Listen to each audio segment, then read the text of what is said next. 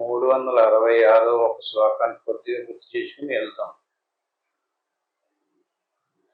నిర్వికల్పక సమాధిన స్ఫుటం బ్రహ్మతత్వమవగమ్యతే ధ్రువం జ్ఞాన్యదాశలతయా మనోగతేః ప్రత్యయాంతర మిశ్రితం భవేత్. నిర్వికల్పక సమాధినా స్ఫుటం బ్రహ్మతత్వమవగమ్యతే ధ్రువం.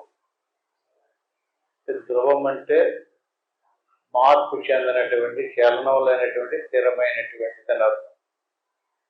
బ్రహ్మతత్వం అవగమ్యతే, బ్రహ్మతత్వం అనేటువంటిది ఏదో అది మనకి అవగమ్యతే, మనకు అనుభవపూర్వకంగా గ్రహణం అవ్వడం అంటే తెలియడం అవ్వడం. ఎక్కడ? నిర్వికల్పక సమాధినాస్పదం. మనం సాధన చేస్తున్నాం. అలా సాధన చేసేటప్పుడు మనసు ఏయోడు తీసుకొచ్చి పడుతుంది. అయినా సరే మనం వదిలిపెట్టకుండా అలా అభ్యాసం చేస్తూనే ఉన్నాం. అలా చేయగా అంటే మనసు ఏదో తీసుకొస్తుంది. దాన్ని ఏమంటారు? కల్పన అంటారు. అంటే అలా అభ్యాసం చేయగా మనసు ఏ కల్పన చేయకుండా ఆగింది. దాన్ని నిర్వికల్పన అంటే మనసు కల్పించకూడదు. మనసు ఎక్కడ కదిలిందో, ఎంతవరకు మనసు కదులుతుందో అంతవరకు లోపల ఉన్నటువంటి వస్తువు మన స్వరూపం గోచరం కాదు. మన స్వరూపం గోచరం కావాలంటే మనస్సు ఆగాలి. మనసు ఆగితేనే కానీ మన స్వరూపం స్పష్టంగా గోచరం కాదు. నిర్వికల్పక సమాధినాస్పదం అంటే ఏ కల్పన లేకుండా మనసు ఆగిన స్థితికి నిర్వికల్పక స్థితి అంటారు. అంటే మనసు ఏ కల్పన చేస్తుంది? కల్పన అంటే ఏంటండి? అనుకోవడమే. ఏది అనుకుంటే దానికి సంబంధించినటువంటి ఆకారం మన అంతఃకరణం ధరిస్తూ ఉంటుంది. అందుచేత మనసు ఏది అనుకోకుండా అలా ఆగిపోయింది అనుకోండి, అప్పుడు నిర్వికల్పక స్థితి అంటారు. నిర్వికల్పక సమాధినాస్పదం. నిర్వికల్పక స్థితి అంటే మనసు ఆగినటువంటి స్థితి. అప్పుడు మనసు కదలకుండా, ఏమి అనుకోకుండా ఆగినప్పుడు ఏదైతే ఉందో బ్రహ్మతత్వం అవగమ్యతే ధ్రువం. అప్పుడు ఏ బ్రహ్మం అయితే మనలో ఆత్మరూపంలో ఉందో అది మనకి తెలిసి రావడం. మనసు ఎంతవరకు కదులుతూ ఉంటుందో అంతవరకు మనలో ఉన్నటువంటి దేవుడు మనకి గోచరం కాదు. మనసు ఆగాలి. మనసు ఆగడమే సమాధి అంటారు.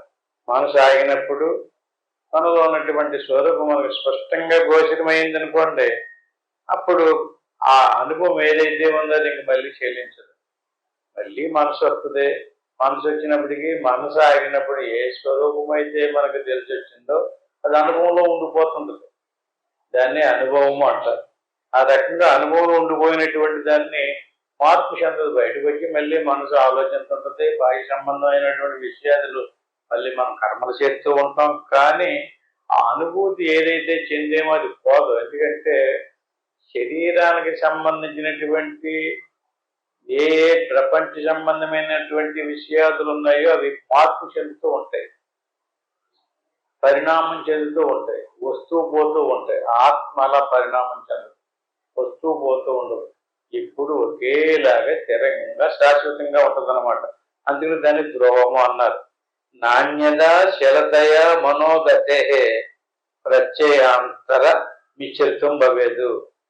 అటువంటి స్థితి ఎవరికైతే అనుభవానికి వచ్చిందో అటువంటి వాటికి శృతే శతగుణం విద్యాన్మననం మననాదపి నిధిధ్యాసనం లక్షగుణం అనంతం నిర్వికల్పకం. అంటే శృతే శతగుణం 100 శాస్త్రాలను చదివినప్పటికీ కూడా విద్యాన్మననం అంటే ఒకదానికొకటి శాస్త్రాలు చదవడము, అందులో ఉన్నటువంటి దాన్ని మననాదపి మళ్ళీ మననం చేయడము, ఆ రకం నిధిధ్యాసనము లక్షగుణమనంతరం నిర్వికల్పకం. అలాగే ఈ రకమైనటువంటి స్థితి అనుభవానికి రావాలంటే అనేక సంవత్సరాలు మనం అభ్యాసం చేయాలి.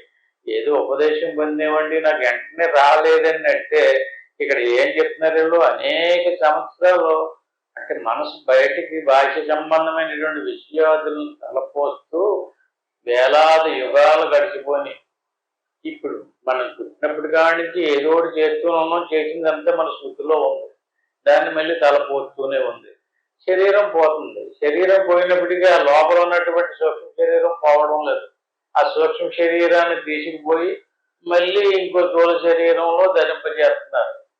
అంటే ఈ సూక్ష్మ శరీరంలో ఉండిపోయిందంతా కూడా ఈ సంస్కారం, ఈ వాసన, ఈ ప్రపంచం, ఇవి స్త్రీలు, ఇవి పురుషులు, ఇది మంచిది, ఇది చెడ్డది అనేటువంటి విషయాదులన్నీ ఎందులో ఉన్నాయి? ఈ మనసులోనే ఉన్నాయి. అంచేత మనసు ఇక్కడ మనం ఏదో రకంగా ఆఫ్ చేయాలి. మనసును ఆఫ్ చేసినట్లయితే అప్పుడు ఇప్పుడు చెప్పినటువంటి విషయాన్ని మొత్తం పూర్తిగా అనుభవానికి తెచ్చుకుంటాడు. అనుభవానికి తెచ్చినటువంటి వాడికి ఎలా ఉంటుందో ఇప్పుడు ఈ శ్లోకంలో సదాత్మని బ్రహ్మని తిష్టతో మునేహే. ఇప్పుడు పోయిన వారంలో ఇక్కడ ఆగాం మనం. సదాత్మని బ్రహ్మని తిష్టతే మునేహే పూర్ణాద్వయానందమయాత్మన సదా. సదాత్మని ఈ రకంగా ఒక్కసారి అనుభవానికి వచ్చింది. అనుభవానికి వచ్చినటువంటి విషయాన్ని మరిచిపోకుండా నాకు ఒకసారి అనుభవానికి వచ్చేసిందండి, నాకు అక్కర్లేదు అనుకోకుండా సదా ఆత్మని బ్రహ్మని తిష్టతో ముని. అంటే లోపల ఉన్నటువంటి ఆ సమాధిలో ఏదైతే చూశాడో సదాత్మని, ఆత్మే బ్రహ్మని, బ్రహ్మం. ఆత్మని బ్రహ్మం అంటారేటండి? మనం చాలా సార్లు చెప్పుకున్నాం. ఎలాగంటే బ్రహ్మం అనేటువంటిది సత్యమైనటువంటి నిత్యసిద్ధమైనటువంటి వస్తువు. అటువంటి బ్రహ్మములో జగత్తు ప్రవేశించింది. జగత్తుకి 3 గుణాలు ఉన్నాయి. తమోగుణ, రజగుణ, సత్వగుణాలతో కూడుకున్నటువంటి, త్రిగుణాలతో కూడుకున్నటువంటి వస్తు సముదాయం బ్రహ్మములో ప్రవేశించింది. అంటే ఇప్పుడు ఈ వస్తువు ఎందులో ఉంది? బ్రహ్మములో ఉంది. ఈ వస్తువునందు అంతటా బ్రహ్మం ప్రవేశించింది. అంటే ఇప్పుడు బ్రహ్మము ఎన్ని రకాలుగా ఉంది? వస్తువుకు అధిష్టానంగా వస్తువు ఉండడానికి అవకాశం ఇచ్చినటువంటిది బ్రహ్మం. అందులో ప్రవేశించినటువంటి ఈ ప్రకృతిలో అంతటా బ్రహ్మం ప్రవేశించింది. దీన్ని ఏమంటారు? అంటే మీకు ఉదాహరణకి ఒక ఇనప గుండును తీసుకుంటాం. ఇనప గుండును తీసుకుని నిప్పులో పెట్టాం. ఇప్పుడు ఇనప గుండు ఎందులో ప్రవేశించింది? నిప్పులో ప్రవేశించింది. ఇనప గుండు జడం. జడమైనటువంటి దానికి ప్రకాశం లేదు. ఇనప గుండుకి ప్రకాశం లేదు. ప్రకాశము లేనటువంటి జడమైనటువంటి ఇనప గుండుని నిప్పులో పెట్టాం. అంటే నిప్పు ఆ ఇనప గుండుకి అవకాశం ఇచ్చింది. ఇప్పుడు నిప్పులో ప్రవేశించినటువంటి ఇనప గుండునంతటా ఏది ప్రవేశించింది? అగ్ని ప్రవేశించింది. అగ్ని ప్రకాశ వస్తువు. ఇప్పుడు ఇనప గుండు ఎలా కనపడుతుంది? ప్రకాశ వస్తువుగా కనపడుతుంది. ఇప్పుడు ఇనప గుండులో ప్రవేశించినటువంటి అగ్ని సత్యమా? ఇనప గుండుకి అవకాశం ఇచ్చినటువంటి అగ్ని సత్యమా? అగ్ని రెండా ఒకటా? ఇప్పుడు ఇనప గుండులో ప్రవేశించినటువంటి అగ్ని ఏ ప్రకాశ వస్తువు, ఆ ప్రకాశ వస్తువు అగ్నిలో ఉన్నంతసేపే ఉంటుంది. దాన్ని తీసి పక్కన పెట్టామనుకోండి, ఇనప గుండులో ప్రవేశించినటువంటి నిప్పు పక్కన పోతుంది. మళ్ళీ ఇనప గుండు చల్లబడిపోతుంది. దాని రంగు బయటపడిపోతుంది. అట్టి మాదిరిగా మన అందరిలోని ప్రకాశం ఉంది. ఎలా ఉంది ప్రకాశం? ప్రతి ఒక్కడు నాకు అన్నీ తెలిసండి, నాకు అంతా తెలిసిపోయిందండి, నాకు వచ్చేసిందండి అంటుంటాడు కదా. ఏంతో అంటున్నాడు? ఇనప గుండులో ప్రవేశించినటువంటి నిప్పు మాదిరిగా మనందరిలోని కూడా బ్రహ్మం యొక్క ప్రకాశం, ఆ చైతన్యం ప్రవేశించింది. అలా ప్రవేశించినటువంటి చైతన్యపు యొక్క సాకారంతో మనసు సంకల్ప వికల్పాలు చేస్తుంది. అది సత్వగుణంగా. అదే ప్రాణంలో ప్రవేశించినటువంటి చైతన్యం యొక్క ప్రభావంతో మనసు, ప్రాణము నిశ్వాస నిశ్వాసలు చేస్తూ క్రియాత్మకంగా కదులుతుంది. అదే చైతన్యం శరీరం అంతటా ప్రవేశించి శక్తివంతంగా జీవించినటువంటి, చూడండి, చచ్చిపోయినటువంటి మనిషిలో ప్రకాశం పోతుంది. అది జడమైపోద్ది. అంటే నిప్పు చల్లారిపోయినట్టుగా ఆ చనిపోయినటువంటి శరీరంలో నుంచి చైతన్యం తప్పుకుందనమాట. చైతన్యం పోయినటువంటి శరీరాన్ని శవము అంటాం. అప్పుడు ఆ శరీరంలోని ప్రాణము, మనసు, సూక్ష్మ శరీరం అంటారు, అది బయటకు పోయింది. అంటే 3 వ్యవస్థలుగా ప్రకృతి ప్రవేశించింది. ఈ 3 వ్యవస్థలుగా ప్రవేశించినటువంటి వస్తువులో ప్రవేశించినటువంటి చైతన్యం వేరు, వస్తువుకు అవకాశం ఇచ్చినటువంటి చైతన్యం వేరు. వస్తువు నందు ప్రవేశించినటువంటి చైతన్యం మనం సాక్షాత్కరింపజేసుకున్నాం అనుకోండి, అది సత్యం కాదు. అది ఇప్పుడు మన తెలివితేటలో మన శక్తి, మనసుకు ఉన్నటువంటి తెలివి, ప్రాణానికి ఉన్నటువంటి కదలిక, శరీరానికి ఉన్నటువంటి శక్తి సామర్థ్యాలు, ఇవి సత్యం కాదు. అవి తప్పుకున్నాయంటే అన్ని జడాలు అయిపోతాయి. కానీ ఎందులో ఉంది? చైతన్యంలో ఉంది. దాన్ని గుర్తించాలి. అంచేది ఈ చైతన్యంలో ఉన్నటువంటి మనసు, ప్రాణము, శరీరము నిశ్చలంగా నిలిచిపోయినప్పుడు సమాధి అంటారు. ఇది ఈ చైతన్యాన్ని కాదు గుర్తించడం, ఇందులో ప్రవేశించిన చైతన్యాన్ని కాదు. ఇది ఈ ప్రకృతి సముదాయంతో కూడుకున్నటువంటి ప్రకృతి ఎందులో ఉందో అది ఆత్మ. ఇప్పుడు అటువంటి చైతన్యం శరీర ప్రాణమానసాదులను అంతటా ప్రవేశించింది కదా. ఇప్పుడు ఈ చైతన్యాన్ని ఏమంటారు? జీవుడు అంటారు. ఆ లోపల ఉన్నటువంటి దీనికి వేరేగా, దీనికి సెపరేట్గా, ఇది జడమైనప్పుడు, ఇది సమాధిలో ఆగిపోయినప్పుడు ఉన్నటువంటి చైతన్యానికి ఆత్మ అంటారు. ఆత్మకి బ్రహ్మానికి భేదం లేదు. జీవుడు కూడా బ్రహ్మమే, కానీ జీవుడిలోకి ఏమొచ్చింది? ప్రకృతి స్వరూపం వచ్చింది. అంటే అగ్నిలో గుండు ప్రవేశించింది, అగ్ని వేరు, గుండు వేరు. గుండులో కూడా అగ్ని ప్రవేశించింది. అప్పుడు అగ్నిలో, గుండులో ప్రవేశించిన అగ్ని, గుండు రెండు కలిపి జీవుడు అనమాట. అంటే ఇప్పుడు జీవుడులో ఏముంది? జడము ఉంది, చైతన్యము కూడా ఉంది.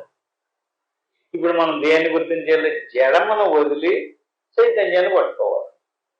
ఆ రకంగా సదాత్మని బ్రహ్మని తిష్టతో మునేహే.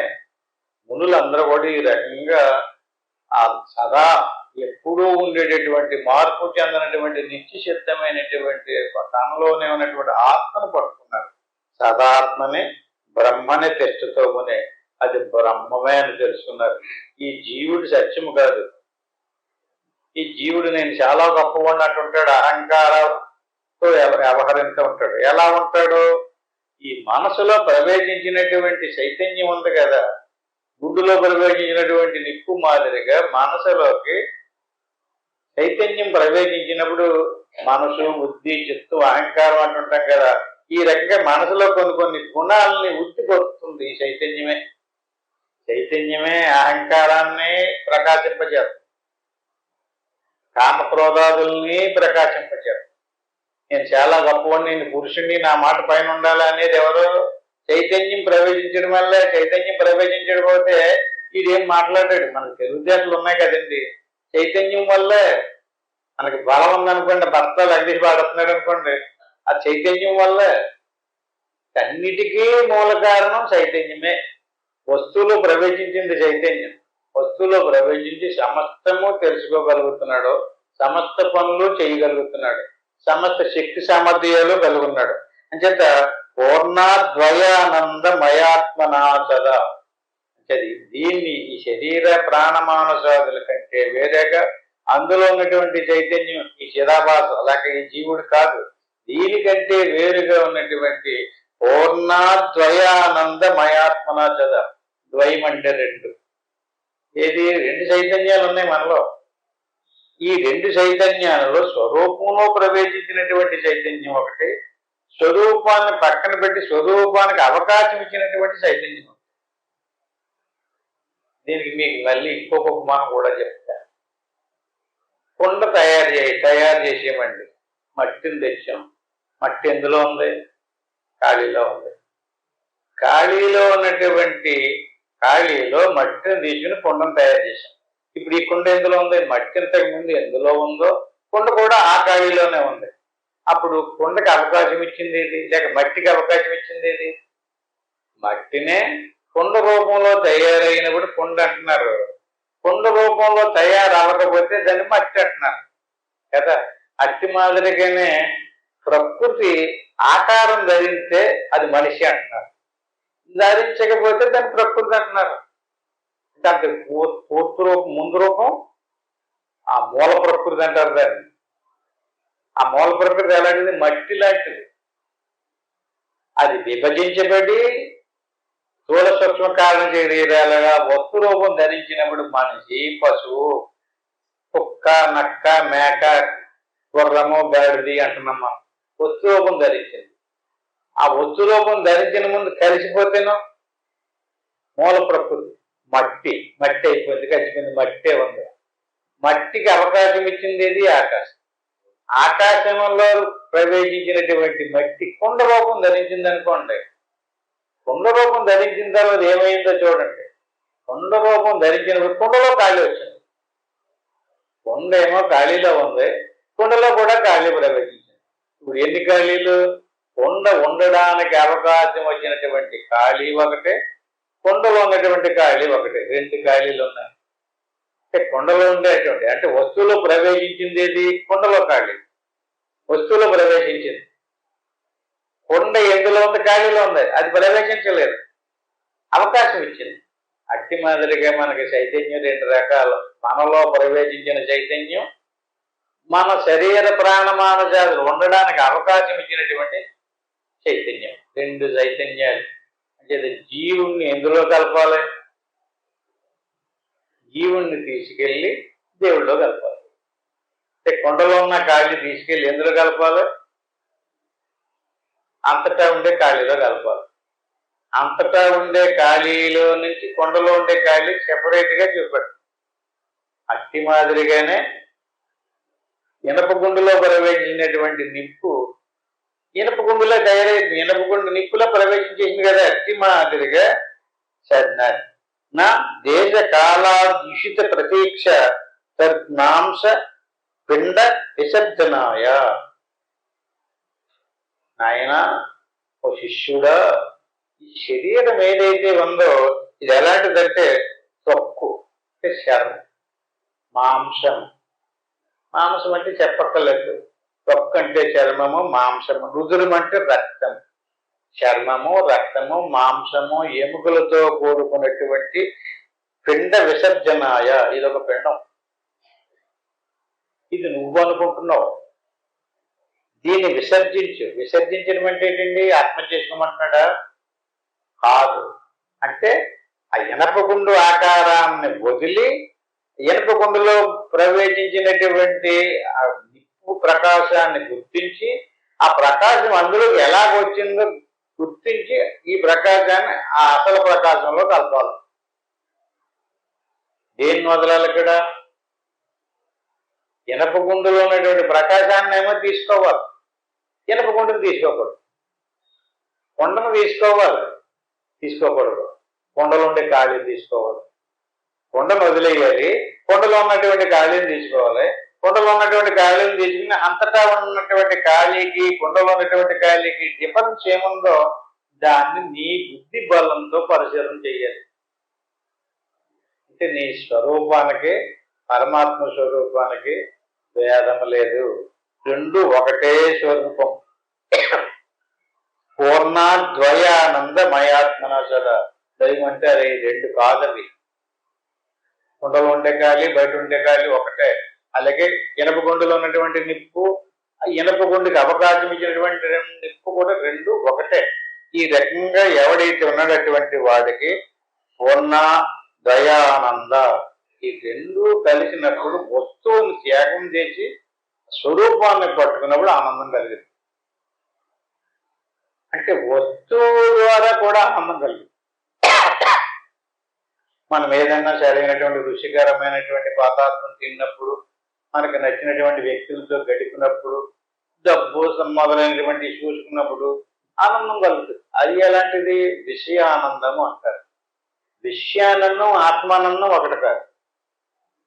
అంటే విషయానందం ఎందుకు కలిగింది? మనసు అక్కడ తాత్కాలికంగా ఆగింది ఆ వస్తువు లభించడం వల్ల. అప్పుడు మనకు ఆనందం కలిగింది. అదే మనసు మొత్తం ఆగిపోతే అసలు స్వరూపం గోచరమవుతుంది. ఈ రకంగా నిరంతరం దేహస్య మోక్షో నో దండస్య కమండలోహో అవిద్య హృదయ గ్రంథి మోక్షో మోక్షో యతస్తత. ఈ రకంగా శరీర ప్రాణమానజాలతో కూడినటువంటి పిండం ఏదైతే ఉందో, పిండము లేకపోతే మాంసపిండము లేకపోతే ఆ ఇనప గుండు మాదిరిగా శరీరం కూడా ప్రకాశవంతంగా ఉంది. ఆ ప్రకాశవంతం ఉండబట్టి రెండు రెండు కూర్చోండి అంటున్నాం కదా. గుర్తించగలుగుతున్నాడు, గ్రహించగలుగుతున్నాడు. చేత ఈ కళ్ళు మూసి దేన్ని గుర్తించాలి? ఈ శరీరంలో ఉన్నటువంటి ఆ ప్రకాశాన్ని గుర్తించు, ఆ జ్ఞానాన్ని గుర్తించు, ఆ చైతన్యాన్ని గుర్తించు. ఆ చైతన్యాన్నే ధ్యానం చేయి, వస్తువులు ధ్యానం చేయి. మనం ఏం చేస్తున్నాం? మనసు ఏం తీసుకొచ్చి పెట్టింది? వస్తువును తీసుకొచ్చి పడుతుంది, వస్తువు యొక్క ఆకారాన్ని తీసుకొచ్చి పడుతుంది. ఆ వస్తువును పదే పదే పదే పదే తలపోతూ ఉంటాం. ఏ వస్తువు అది? స్నేహితుడో, స్నేహితురాలో, భార్యో, భర్తో, పిల్లలో, పిల్లలో ఏదో, లేదా బంగారమో ఏంటో, ఈ రకంగా వస్తువును తలపోతాం. వస్తువు ఎలాంటిది? వస్తువు చైతన్యం కాదు. అంటే వస్తువును కాదు తలపోయటం. మరి దేని తలపోయాలి? వస్తువులో ప్రవేశించినటువంటి చైతన్యాన్ని గుర్తించాలి. వస్తువు ఎందులో ఉందో ఆ చైతన్యాన్ని గుర్తించాలి. ద్వయం అంటే ఈ రకంగా రెండు చైతన్యాలని ఏకం చేస్తే అది ఆత్మ సాక్షాత్కారం అంటారు. దేహస్య మోక్షో నో మోక్షో. ఎవరికైతే ఈ రకంగా సత్యం తెలిసొచ్చిందో అటువంటి వాడికి దేహస్య మోక్షం.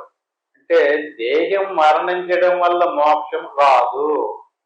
దేహస్య మోక్షో నో మోక్షో ఆ దండస్య కమండలోహో.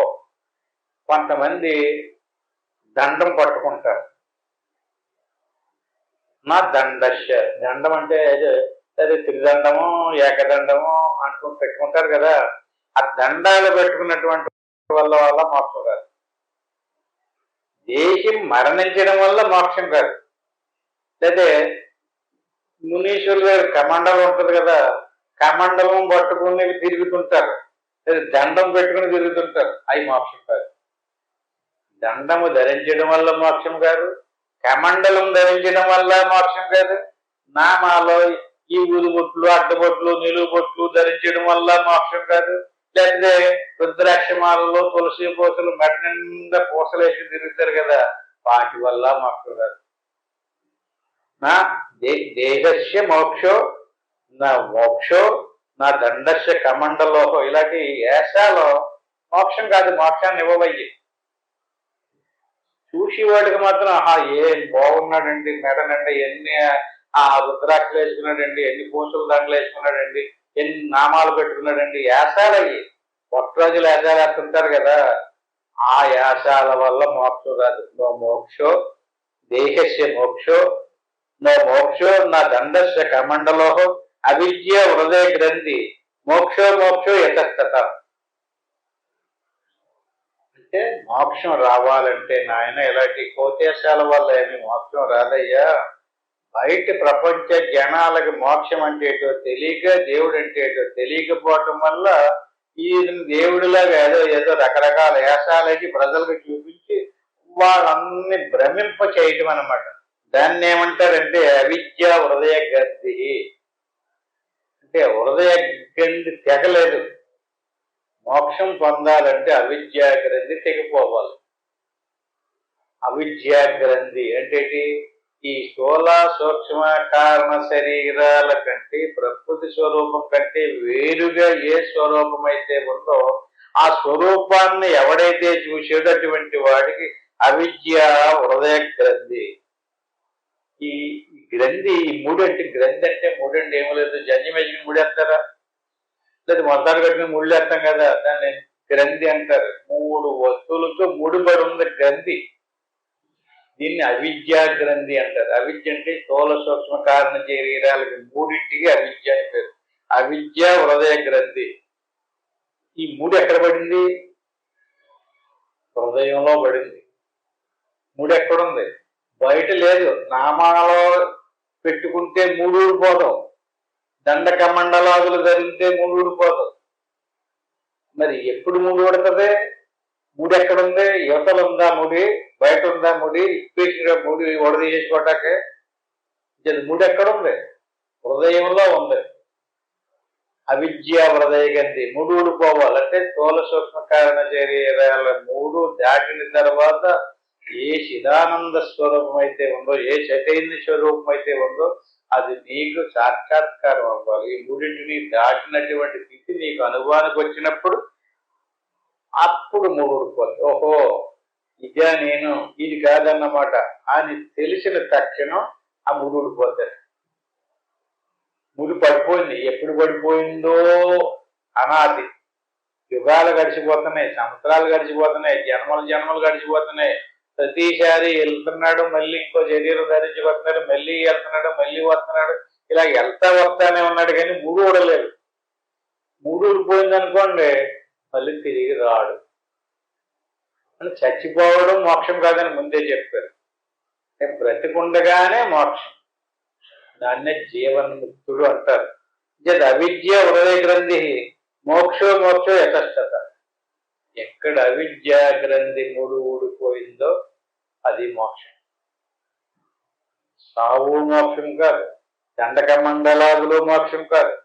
అంచేత తుల్యాయ మదన్నధ్యం వా శివకేత్రేపి సత్వరే పర్ణం పతతి చేత్తేన తరోహో కిం ను శుభాశుభం. ఒక వృక్షం ఉంది, తుల్యాయ మదనధ్యం వా శివక్షేత్రేపి సత్వరే. ఇతను హృదయ గ్రంథి తెగిపోయింది.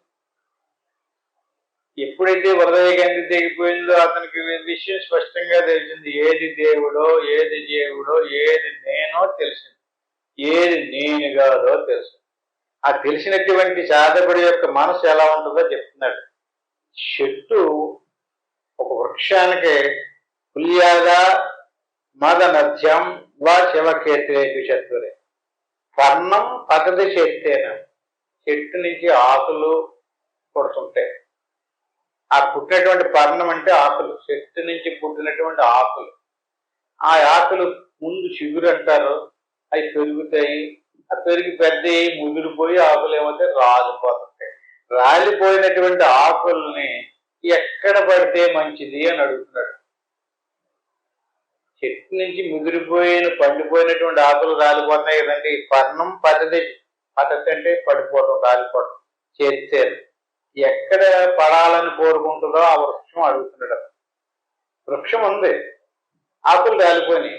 ఇప్పుడు ఆ వృక్షం ఎక్కడ పడాలని కోరుకుంటుంది? తరో అంటే ఆ మొదలు పడాలా, కిమ్ను శుభాశుభం ఎక్కడ? శివక్షేత్రేపి, శివక్షేత్రం మీద పడాలా, శివలింగం మీద పడాలా, దేవాలయంలో పడాలా, దేవుడి మీద పడాలా, ఏకాదశి నాడు పడాలా, అమావాస్య నాటి పడాలా, పుణ్యం నాడు పడాలా, ఎప్పుడు పడాలి?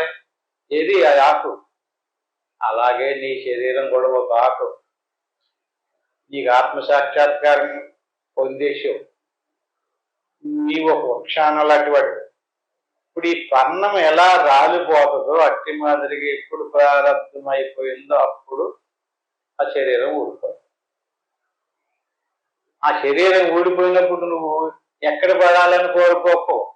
శివక్షేత్రం మీద పడాలా, ఏకాదశి నాడు, ఏకాదశ సోమవారమా మంగళవారమా, ఈ తిథులు ఎవరికే జ్ఞానం లేనటువంటి వాడు, అవిద్యా గ్రంథి తెగలేనటువంటి వాడు, ఆత్మసాక్షాత్కారం పొందలేనటువంటి వాడు, ఒకవేళ కథ కొంత చదివినా తెలిసినప్పటికీ పూర్తిగా అతనికి ఆ స్థితి అనుభవానికి రాలేదన్నమాట. అందుకని అటువంటి సాధకుడు శుభాశుభం. ఎవడికి శుభాశుభం? జ్ఞానం లేనటువంటి, అనుభవం కలగలేనటువంటి వాడికి శుభాశుభాలు చూస్తూ ఉంటాడు. ఎందుకంటే చూడాలి అతను. మరి అతనికి మంచి చెడ్డ ఉంది కదండి, సుఖము దుఃఖము, లాభము నష్టము, జయము అపజయము ఇలాంటివన్నీ ఉన్నాయి కదా. స్థాయి దాటిపోయినటువంటి వాడికి ఇంకా ఏమీ లేవు. ఇది పండిపోయింది, దీని నుంచి సెపరేట్ అయిపోయాడు అతను. సెపరేట్ అయిపోయినటువంటి వాడు ఈ శరీరం తనను పట్టుకున్నంత ప్రారంభం ఉన్నంత సేపు ఉంటుంది. ఆ ప్రారంభాన్ని మౌనంగా అనుభవించేస్తుంటాడు. మౌనంగా అనిపించేసి ఆ ప్రారంభం తీరిపోయినప్పుడు ఎప్పుడు ఊడిపోద్దో అప్పుడు ఊడిపోతుంది. ఈడు అనుకున్నట్టుగా ఉండదండి, ఆకు రాలినట్టుగా రాలిపోద్ది అంతేది. ఇతను నిలబెడదారు అనుకుంటాడు కానీ నిలబడదది. ఇతనికి కూడా తెలదు. టైం అయిపోయినప్పుడు ఇది ఏం తెలియకుండా పోదు. పడుకుని ఉన్నాడండి, పొద్దునికి లేదండి అంటాడు. ఊడిపోయిందనమాట.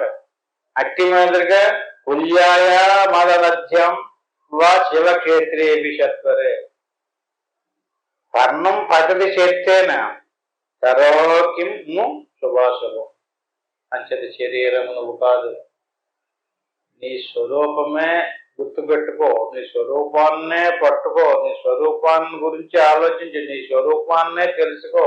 నీ స్వరూపం సాక్షాత్తు పరమాత్మ యొక్క స్వరూపమే. నీ ఆత్మస్వరూపానికి పరమాత్మ స్వరూపానికి భేదం లేదు. అంచేత నీకు సదాత్మని బ్రహ్మని తిష్టతో మునే, నువ్వు సదా బ్రహ్మనిష్టలో ఉండు, బ్రహ్మ జ్ఞానంలో ఉండు, బ్రహ్మ భావనలో ఉండు. అహం బ్రహ్మస్మి, అయమాత్మ బ్రహ్మ. ఈ నేను బ్రహ్మమును, అయమాత్మ బ్రహ్మ, అందరూ బ్రహ్మాలే. కానీ వస్తువులు కాదు. వస్తువు అంతా ప్రకృతి స్వరూపం. అది నిరంతరం పరిణామం చెందుతూ స్త్రీ రూపంలోనూ పురుష రూపంలోనూ చేసిన కర్మఫలాన్ని అనుసరించి ఒక ఆకారం ధరిస్తుంది. దాన్ని పట్టుకోకు. దాన్ని పట్టుకోవటం వల్ల నీకు అహం వస్తుంది. దానివల్ల కర్మ చేస్తున్నావా, కర్మఫలాన్ని అనుభవించడం జన్మ వస్తుంది. అంటే ఏం చెయ్యాలి? ఆ లోపల ఉన్నటువంటి దాన్ని తెలుసుకో. పత్రస్య పుష్పస్య ఫలస్య నాశవ తద్దేహేంద్రియ పురాణదియాం వినాశ నైవాత్మన స్వశదాత్మకస్య నందాకృతేర్లక్ష్య వదస్తి శేష. వృక్షం యొక్క ఆకులు, పువ్వులు, ఫలములు వల్లే జీవుని దేహము, ఇంద్రియములు, ప్రాణములు, బుద్ధి మొన్నగినవి. వృక్షానికి ఎలాగైతే ఆకులు ఒకటే లేవు, చిన్న ఆకులు ఉన్నాయి, పెద్ద ఆకులు ఉన్నాయి, పిందులు ఉన్నాయి, పువ్వులు ఉన్నాయి, కాయలు ఉన్నాయి. అట్టి మాదిరిగా శరీరం ఒక్కటే లేదు నీకు. ఏమేముంది శరీరానికి లోపల? ఇంకా ఏముంది? దేహేంద్రియ ప్రాణదీయం. దేహము లోపల ఇంద్రియాలు ఉన్నాయి, ప్రాణాలు ఉన్నాయి, చూసే కళ్ళు ఉన్నాయి, వినే చెవులు ఉన్నాయి. శరీరంలో చెట్టుగా ఆకులు, కాయలు, పిందులు, పువ్వులు ఎలాగైతే ఉంటాయి అట్టి మాదిరిగా పత్రస్య పుష్పస్య ఫలస్య.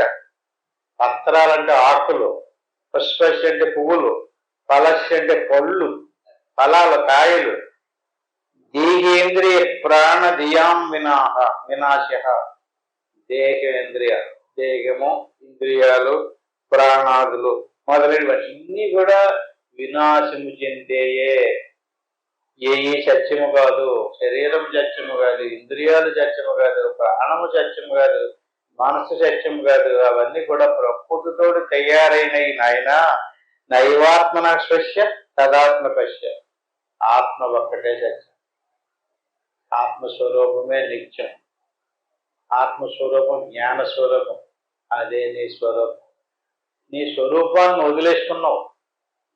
నీ స్వరూపాన్ని వదిలేసి నీ బలాన్ని, నీ తెలివిని, నీ బుద్ధిని, అన్ని వాటిని నీ దేహేంద్రియ ప్రాణాదుల మీద పెట్టి నేను గొప్పవాడిని అంటాడు. దేన్ని చూపించి?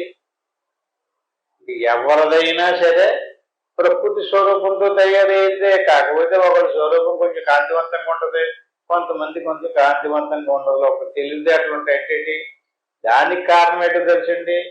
ఈ మనసు ఉంది కదా, మళ్ళీ ప్రకృతితో తయారైనటువంటి వస్తు సముదాయంలో గుణాలు మూడు తిరుగుతూ ఉంటాయి.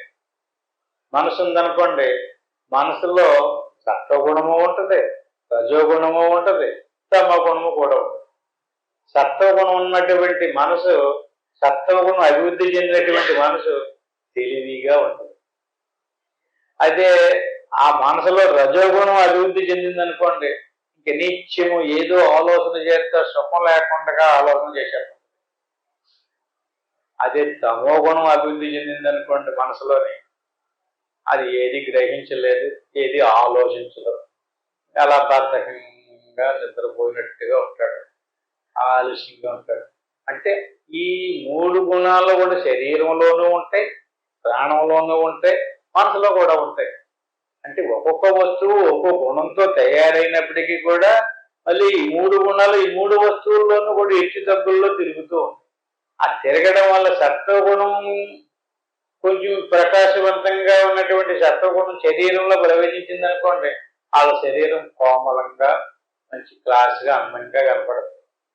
అదే రజోగుణం ప్రవేశించింది అనుకోండి, రజోగుణం ప్రవేశించినటువంటి శరీరం కోటగా మంచి ఎత్తుగా వాళ్ళు కూడా ప్రకాశవంతంగా కనపడతారు, క్రియాత్మకంగా చురుకుగా. అదే తమోగుణం ప్రవేశించినటువంటి శరీరం ఉందనుకోండి, కాంతిహీనంగా ఉంటారు. అంటే శరీరంలో 3 గుణాలు ఉంటాయి, ప్రాణంలో కూడా 3 గుణాలు ఉంటాయి, మనసులో కూడా 3 గుణాలు ఉంటాయి. అందుచేత నైవాత్మన స్వస్య సదాత్మకస్య నంద కృతేర్వక్ష పదత్తి శేష. ఏ రకంగా ఉండినప్పటికీ కూడా శరీర ప్రాణమానసాదులు ఏ గుణం అభివృద్ధి చెందినప్పటికీ, ఏ గుణం తక్కువగా ఉన్నప్పటికీ కూడా మొత్తం మీద త్రిగుణాలతో తయారైనటువంటి క్షేత్రమే ఇది, నువ్వు కాదు. ఇందులో ప్రవేశించి ఈ ప్రవేశించినటువంటి తెలివితేటలతో నేను అనుకుంటున్నావు అంటే దీనికంటే వేరుగా ఉన్నటువంటి నీ స్వరూపాన్ని గుర్తించు. నీ స్వరూపాన్ని గుర్తించినట్లయితే ఇంక నీకు జనన మరణాలు ఉండవు. అంచేత నీ స్వరూపాన్ని ఎలా గుర్తించాలండి? శరీరం అంటే బ్రహ్మాండంగా కనపడుతుంది, తెలుస్తుంది. అలాగే ప్రాణం కూడా వస్తూ పోతూ తెలుస్తుంది. మనసు కూడా ఎప్పుడు ఏదో ఆలోచిస్తూ కూడా తెలుస్తుంది. నా స్వరూపం ఎలా తెలుస్తుంది? ఒక్కసారి ముందు నీ స్వరూపం తెలియాలంటే నువ్వు సమాధిలోకి వెళ్ళాలి. సమాధిలోకి వెళ్ళకుండా ఎన్ని ఉపమానాలు చెప్పినా, ఎన్ని యుక్తులు చెప్పినా, ఎన్ని శాస్త్రాలు చెప్పినా సరే తెల్లం. ఒక్కసారి పూర్తిగా ఆ అనుభవంలోకి వెళ్ళాలి. కాలువ దాటాలి, ఏరు దాటాలి, ఈ ప్రకృతిని దాటాలి. ప్రకృతిని దాటిన తర్వాత ఉన్నటువంటి మన స్వరూపాన్ని దర్శించాలి. అలా దర్శించిన తర్వాత అక్కడి నుంచి ఎక్కడి నుంచి పడితే అక్కడ సాధన చేసి ఎలా పడితే అలాగే గుర్తించగలుగుతాడు. ఎలా గుర్తించాడో చెప్తున్నాడు. ప్రజ్ఞాన ఘన ఇచ్చాత్మ లక్షణం సత్య సూషికం. ఆ స్థితి సమాధిని పొందాడు. అక్కడ ఉన్నటువంటి ఆ సత్య జ్ఞానానంద స్వరూపాన్ని గుర్తించాడు. ఇప్పుడు మళ్ళీ సమాధిలోంచి ఉత్తమ దశలోకి వచ్చేసాడు. మనసు వచ్చేసింది, శరీర ప్రాణమానసాదులు వచ్చేసింది, ప్రపంచము, కుటుంబము, వ్యవహారం అంతా వచ్చేసినప్పటికీ కూడా అక్కడ అనిపించినటువంటి ప్రజ్ఞానగణ ఇచ్చాత్మ లక్షణం. ఆత్మ ఎలాంటిది? ఇప్పుడు ఎలా ఉదాహరణకి మన గదిలో అనేక వస్తువులు ఉన్నాయండి, అందులో ఒక దీపం కూడా. ఆ వస్తువులకి ఆ గదిలో ఉన్నటువంటి దీపానికి తేడా ఏంటి? వస్తువులన్నీ కూడా దీపం యొక్క ప్రకాశంతో తెలియబడుతున్నాయి, ప్రకాశించబడుతున్నాయి. దీపం దేని యొక్క సహకారంతోనూ ప్రకాశించకుండా తనంతట తాను ప్రకాశవంతంగా ఎలుగుతూ ఉంది. తను ప్రకాశవంతంగా ఎలుగుతూ అక్కడ ఉన్నటువంటి వస్తువులన్నిటిని ప్రకాశింపజేస్తుంది. అంటే దీపాన్ని తెలుసుకోవడానికి ఏ వస్తు సహకారం అక్కర్లేదు. కానీ వస్తువును తెలుసుకోవడానికి మాత్రం దీపం సాయం కావాలి. అట్టి మాదిరిగా ఆత్మను తెలుసుకోవడానికి ఏ వస్తువు యొక్క సహకారం అక్కర్లేదు. ఎందుకంటే అది ప్రజ్ఞాన ఘన ఇచ్చాత్మ లక్షణం. జ్ఞానము అనలేదు, ప్రజ్ఞానము. ప్రజ్ఞానం బ్రహ్మ, జ్ఞానమే ఆత్మ లక్షణం. ప్రజ్ఞాన ఘన ఇచ్చాత్మ లక్షణం. తెలుసుకునే వస్తువే ఆత్మ. అంచేత నువ్వు దేన్ని తెలుసుకుంటున్నావో అది తెలుసుకునేదే ఆత్మ నాయన. ఆత్మ అంటే అది ఎక్కడో దూర ప్రాంతాల్లో లేదు, నువ్వే తెలుసుకుంటున్నావు ప్రతిదాన్ని కూడా. ప్రజ్ఞానగణ ఇత్యాత్మ లక్షణం. అది తెలియబడేది నీకు ఏది తెలుస్తుందో. శాస్త్రం తెలిసిందనుకోండి, అది ఆత్మ కాదు. అలాగే బంగారం తెలిసిందా, ఆ బంగారం ఆత్మ కాదు. స్త్రీ పురుషులు తెలిసారా, వాళ్ళు ఆత్మ కాదు. భార్య బిడ్డలు, మనవలు, మనవరాళ్ళు, కూతుళ్ళు, కొడుకులు ఆత్మ కాదు. అవి వస్తువులు, దేహాలు. వస్తువులు కాదు ఇక్కడ. ఆ వస్తువులను తెలుసుకునేటటువంటి జ్ఞానమే ప్రజ్ఞానగణ ఇచ్చాత్మ లక్షణం. వస్తువులు మారిపోతూ ఉంటాయి, వస్తువులు పరిణామం చెందుతూ ఉంటాయి, అలాగే ఓచేయబోది కూడిపోతూ కూడా ఉంటాయి. కానీ ప్రజ్ఞానగణ స్వరూపమైనటువంటి ఆత్మ సత్య జ్ఞానానంద సూచికం. అది పోదు. నువ్వు ఎప్పుడైనా పోయేవా? మెరుగులో ఉన్నావు, స్వప్నంలో ఉన్నావు, సుషుప్తిలో ఉన్నావు. మూర్ఛలో ఉన్నావు, మరణంలో ఉన్నావు. నువ్వు పోవటమంటూ ఉండదు ఎప్పుడు కూడా. మెలకువలో నుంచి స్వప్నంలోకి వెళ్ళేటప్పుడు జాగ్రత్త ప్రపంచం పోయింది, జాగ్రత్తలో ఉన్న శరీరము పోయింది. ఇప్పుడు స్వప్నంలో నుంచి సుషుప్తిలోకి వెళ్ళేటప్పుడు స్వప్న ప్రపంచం పోయింది, స్వప్నంలో ఉన్నటువంటి శరీరము కూడా పోయింది. సుషుప్తిలో ఉన్నాం, అక్కడ జాగ్రత్త ప్రపంచము లేదు, స్వప్న ప్రపంచము లేదు, సుషుప్తి అంతా అంధకారంగా ఉంది. ఇప్పుడు మెలుకుల్లో వచ్చాక ఎలా ఉంది నిదట్లో అంటే ఎలా ఉందని ఏమీ తెలియబడలేదు, అంతా గాఢాంధకారం, ఏమీ తెలియదు, అంతా శూన్యం అంటాడు.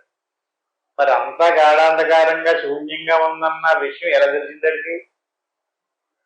జ్ఞాన స్వరూపం కనుక. చేత జ్ఞానం అనేటువంటిది ఏదైతే ఉందో అది సత్యం, అది జ్ఞానం, అది ఆనందం. అందుకని వేదం చెప్పింది సత్యం జ్ఞానం అనంతం ఆనందో బ్రహ్మ. బ్రహ్మం అంటే ఏమిటంటే బ్రహ్మం అంటే సత్యము, జ్ఞానము, అనంతము, ఆనందము. అదే బ్రహ్మం, అదే నీ స్వరూపం. నీ స్వరూపానికి లక్షణాలన్నీ ఉన్నాయి. కాకపోతే శరీరం అనుకున్నావు నువ్వు. శరీరం అనుకుని శరీరం వైపుకి నీ మనసు తీసుకొచ్చి శరీరం వైపుకి నిన్ను బంధించేసింది. చేత అనుద్వైపాదిక శైవ కథయంతి వినాశనం. ఈ రకమైనటువంటి వస్తు సముదాయం అంతా కూడా నశిస్తూ ఉంటది, నీ స్వరూపం నశించదు. మరణించినా నశించడు, పుట్టినా వచ్చిన తర్వాత దీన్నే నేను అనుకుంటున్నాడు. అంచేత నీ దృష్టిని తిప్పుకో, నీ మనసును మార్చుకో. నీ మనసును మార్చుకుని నీలోని ఉన్నటువంటి చైతన్య స్వరూపాన్ని గుర్తించు. ఈ శ్లోకాన్ని వచ్చేవారు ఇంకా మరొకసారి బాగా చెప్పుకుందాం, ఇంతతో ముగించుకుందాం. దైవం సత్యం. ఆత్మబంధువులరా, ఏ విషయాన్ని అయితే చెప్పుకున్నామో దాన్ని అది మన స్వరూపమే, మన స్వస్వరూపమే. అది తెలుసుకునేదే మన స్వరూపం. అంచేత మన స్వరూపం వైపుకి మన మనసును తిప్పుకోవాలి. ఈ శరీరం నేను కాదు, ప్రాణం నేను కాదు, మనసు నేను కాదు, ఇంద్రియాదులు నేను కాదని చెప్పేసి మన స్వరూపం వైపు ఇలా ప్రశాంతంగా కూర్చుని గురుడు బ్రహ్మ, గురుడు విష్ణువు, గురురేవ మహేశ్వర, గురువు సాక్షాత్తు పరబ్రహ్మ తస్మై శ్రీ గురువు. దీన్ని గురుమంత్రం అంటారు. దీన్ని ఒకసారి అనుకుని ఆ పైన ఏమీ అనుకోకుండా వస్తూ పోతూ ఉండేటటువంటి ఆ శ్వాసను గమనిస్తూ ఇది నేను కాదు, ఇది నేను కాదు, అది నేను అనేటువంటి భావంలో అలా ఏకాగ్రతగా మనసులో ఏ ఆలోచన రాకుండా కూర్చుంటే ఆ సమాధి స్థితిలోకి ఇప్పుడు చెప్పినటువంటి స్థితిలోకి మనం వెళ్దాం. ఆ సమాధి స్థితిలోకి ఇప్పుడు వెళ్ళేదాకా కూర్చోమని కాదు, ఇంటికి వెళ్ళిన తర్వాత దృఢంగా పట్టుదలగా ప్రతి ఒక్కరూ ప్రయత్నం చేయండి. ఈ స్థితి కనుక అనుభవానికి వచ్చినదైతే ఏ పూజలు, ఏ వ్రతాలు, ఏ యజ్ఞయాగాలు కూడా దీని దగ్గర పనికిరావు. అవన్నీ పుణ్యాన్ని ఇస్తాయి కానీ మోక్షాన్ని ఇవ్వలేదు. ఇది మోక్ష విద్య. మోక్షం పొందడానికి సంబంధించినటువంటి ఆత్మస్వరూపం, బ్రహ్మస్వరూపం, దేవుడు తెలియబడేటటువంటి విద్య కనుక చక్కగా ప్రయత్నించండి. ఆ ఇంటికి వెళ్ళిన తర్వాత ప్రయత్నించండి. ఇప్పుడు మాత్రం నేను ఓంకారం చెప్పేదాకా అలా చక్కగా ఏకాగ్రతగా గమనించండి.